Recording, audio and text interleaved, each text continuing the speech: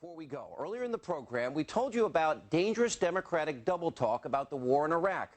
Now, it makes many Americans wonder if liberals know what it takes to keep America strong and safe, and it also made me and us wonder, what would Ronald Reagan do when faced with this sort of weak-kneed opposition? Now, during the Cold War, Reagan faced off with liberals whose depressing rhetoric threatened the very future of this nation. He addressed these very issues during his famous 1964 speech on behalf of Barry Goldwater that was entitled A Time for Choosing.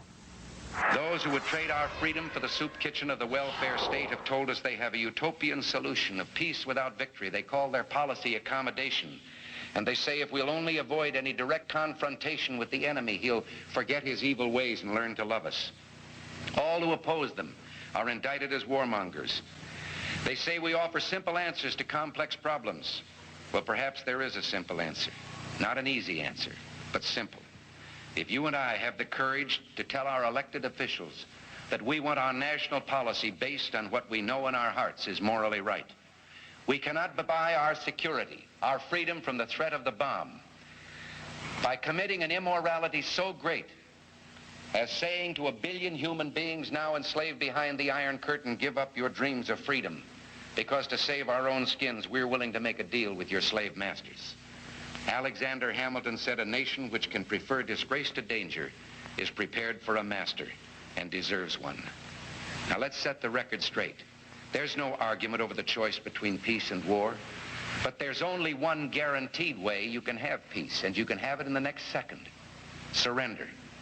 Admittedly, there's a risk in any course we follow other than this, but every lesson of history tells us that the greater risk lies in appeasement.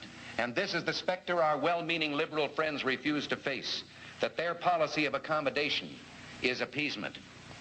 And it gives no choice between peace and war, only between fight or surrender. If we continue to accommodate, continue to back and retreat, eventually we have to face the final demand, the ultimatum. And what then? Well, Nikita Khrushchev has told his people he knows what our answer will be.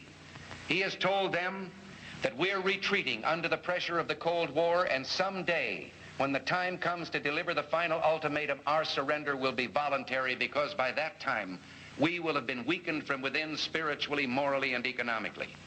He believes this because from our side, he's heard voices pleading for peace at any price, or better read than dead. Or as one commentator put it, he'd rather live on his knees than die on his feet. And therein lies the road to war, because those voices don't speak for the rest of us. You and I know and do not believe that life is so dear and peace so sweet as to be purchased at the price of chains and slavery.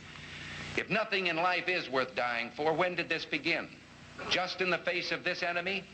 Or should Moses have told the children of Israel to live in slavery under the Pharaohs? Should Christ have refused the cross? Should the patriots at Concord Bridge have thrown down their guns and refused to fire the shot heard round the world? The martyrs of history were not fools. And our honored dead, who gave their lives to stop the advance of the Nazis, didn't die in vain. Where then is the road to peace? Well, it's a simple answer after all.